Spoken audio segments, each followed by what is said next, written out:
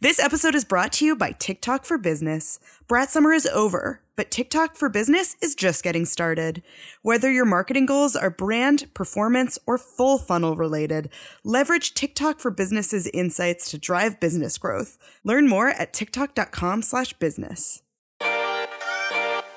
Hello, listeners. Today is Wednesday, October 9th. Welcome to Behind the Numbers, Reimagining Retail, an eMarketer podcast made possible by TikTok. This is the show where we talk about how retail collides with every part of our lives. I'm your host, Sara Lebow. Today's episode topic is how not to leave revenue on the table.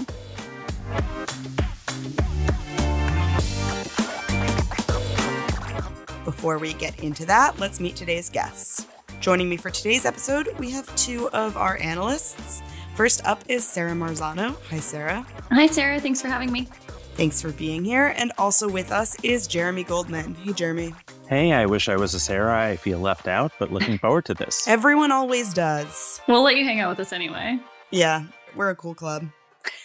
Okay, let's jump in. U.S. e-commerce sales will total around $1.2 trillion this year. There are a lot of places throughout that e-commerce purchase funnel where retailers and brands are leaving revenue on the table. Maybe they're offering a discount to a shopper who would have made that purchase without the discount, or they're creating friction that irritates shoppers and leads them to go somewhere else. Today, we're taking a look at that journey down the purchase funnel and discussing a place at each stage where money is being left on the table and what retailers can do about that. Let's start by going into this purchase funnel with the exploration phase, where you're just browsing around. Jeremy, where is money being left on the table here? Yeah, I think that this is such an important topic, Sarah, because if you think about all from an exploration standpoint, there's so many different customers that you have to be speaking to. And a lot of people don't really think about accessibility. It's not such a sexy topic, but retailers who ignore accessibility in their online and physical stores are definitely leaving money on the table for a number of different important reasons. And you even have people like some of our fellow analysts we've talked about who have problems reading things that, like text that doesn't contrast all that much. And you have lost sales. You're referring to color blindness, right? Color blindness. People who are colorblind, or even there's some people who have problems being able to see the difference between, like, let's say a light gray background with like white text on it. It's something that wouldn't be a problem for me, but could be a problem for somebody else.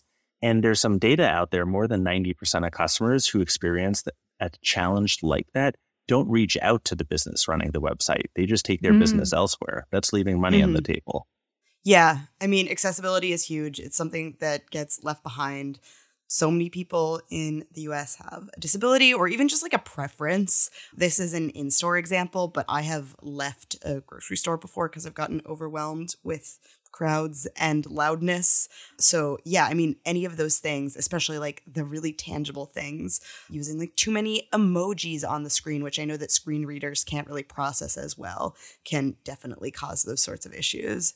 Wasn't it Walmart who announced like low sensory shopping times like earlier in the morning for customers who are more sensitive to various inputs around like music, and I don't know what else went into that. I think that was them. It's funny because I feel like the nature of being in a Walmart is to be overwhelmed. That Walmart can be silent, and it's still just like by the sheer volume of products there, kind of overwhelming. Well, actually, to that point, like there was some civic science data around holiday shopping this year, and like the number one reason for shopping online was like that their survey respondents indicated was avoiding crowds and going into stores. Yeah. That's, I mean, a great reason. I know back when I had a car, that was something that I would fully avoid, was just anywhere with stores because there was nowhere to park, no traffic. I'm glad I don't have a car now.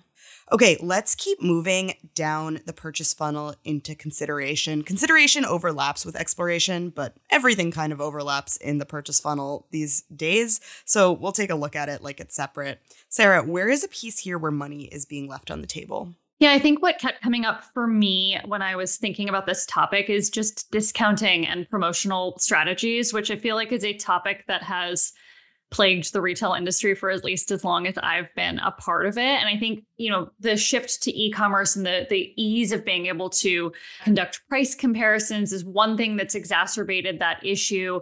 We're also in a time where consumers are really continuing to feel the impact of several years of inflation that has raised the prices significantly on essential items and is putting pressure on their ability to spend on discretionary categories. But I think discounting and promotions in general is a place where retailers all too frequently get caught up in the short-term goal of juicing sales, get caught up in the short-term goal of taking advantage of promotional environments by using promotions as a lever, again, to drive conversion in the short term. But I think what gets very dangerous there is that you can really erode the value of your brand. You can condition your shoppers to only be willing to convert when they see that sale price. And I think over the long term, that runs the risk of, then you're eroding your margin. So the only option is to degrade the quality of your products. And I think we are at some point going to get to a place where there is no white space left to introduce a new promotion that's going to juice sales. And we've got entrants like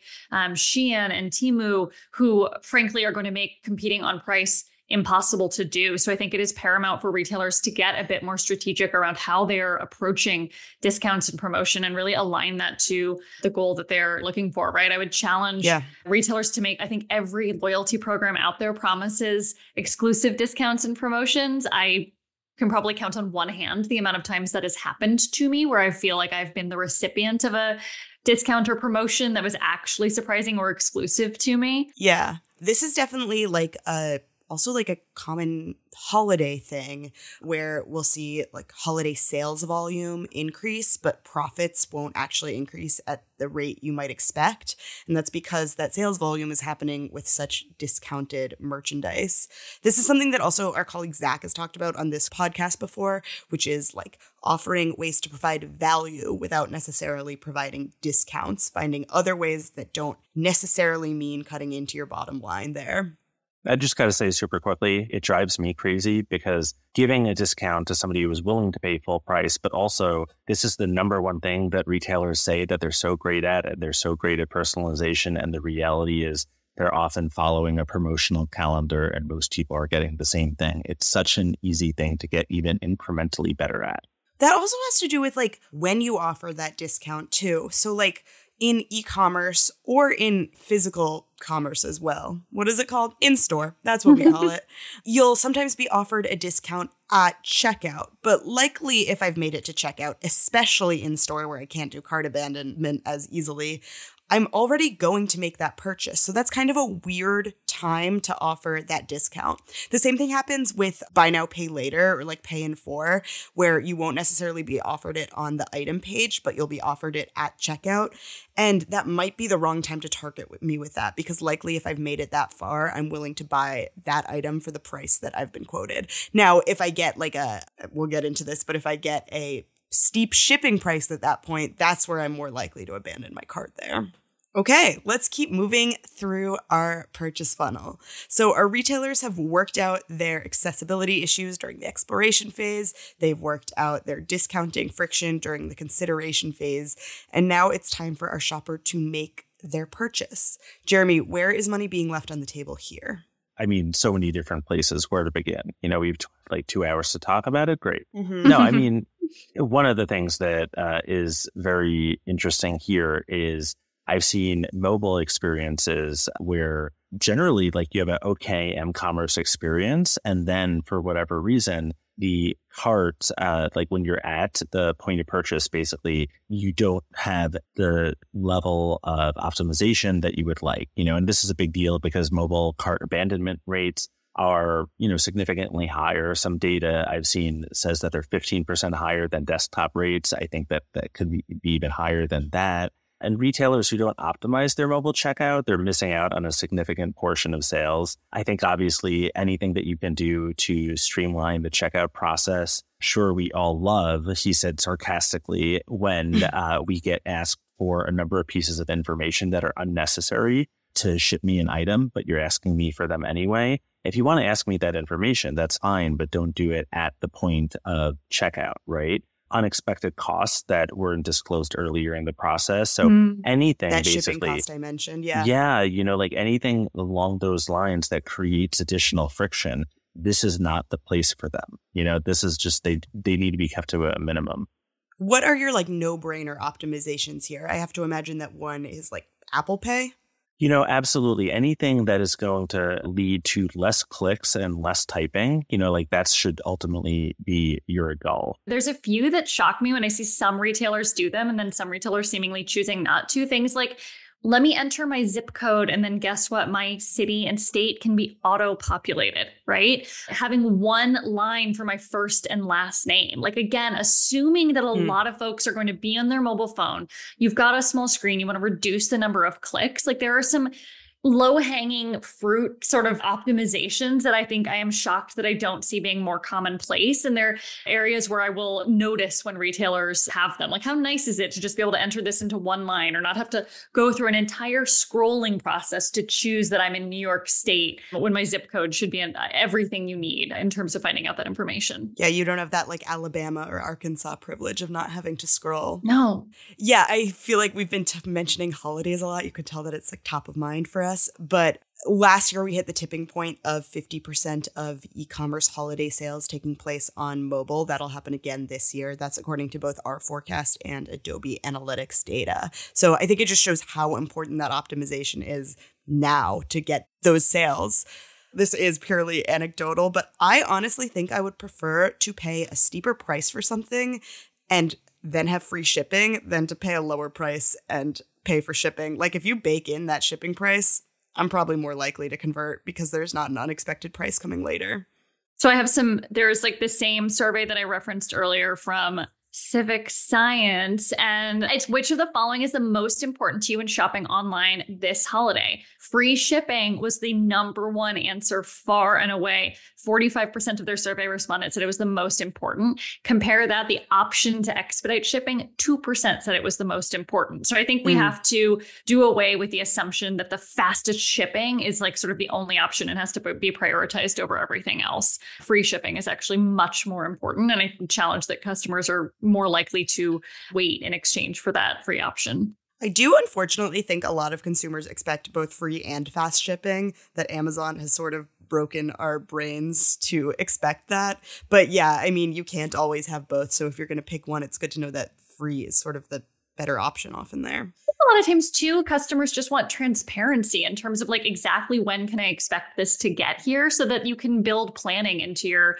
process and really make an educated decision on whether paying extra for expedited shipping is going to be worth it to you. So I love when retailers are able to get really clear about exactly when my package is going to arrive. I know there's challenges there too, but I was just going to say, not to back up your argument so much, Sara Lebow, but, another holiday study said that 11% of people plan to cut back to save money during the holiday season by boycotting brands that don't offer free shipping or free returns. And that to me, the word boycott, certainly stands out. That's pretty hardcore. But I think, these are the types of things that become table stakes, and understanding what consumer expectations are means you will offer something that people don't appreciate, get it extra fast when people don't always need it extra fast. They just need it by a certain day, and, don't incur the expense to send it too quickly to people, but also understand what are the deal breakers in the consumer's mind. And in some cases, free shipping or free returns not being included is a deal breaker. I heard you mention returns. I'm going to latch onto that because that moves us to the end of our purchase funnel. Turns out you can still leave money on the table even after a purchase has occurred. So Sarah, tell us about a place that money is being left on the table post-purchase. I think the post-purchase moment is very fascinating because it is such an important part of the consumer's experience interacting with you as a brand or a retailer. But I think it can be really neglected also.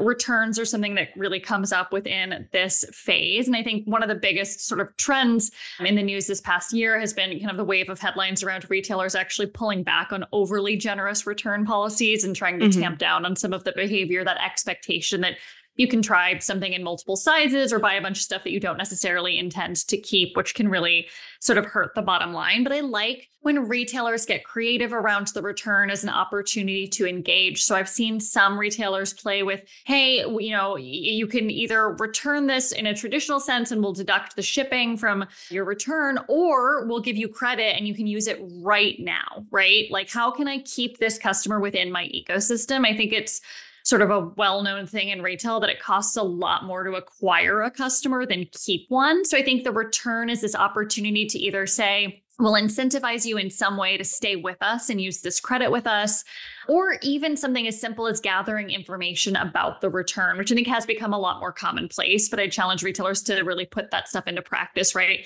Is there something around the fit of this product that could be communicated better within the merchandising strategy to reduce the amount of returns that are happening? By the way, building that returns data into the purchase experience, is critical. Amazon actually does a really good job at this in particular of using, if people return things because it was too small, automatically adding that to the product page, which then that's a good point. Means that, you're not going to incur as many returns because you're using that to improve the information you're putting in front of the customer. So I think that's critical. I also think, building on what Sarah Marzano said, the idea about, engaging customers, I kind of say that by engaging, actually upsell them, sell them something new, give them a reason to come into the store if they have to return something from the holidays rather than having them just send it back, through, a UPS store, let's say.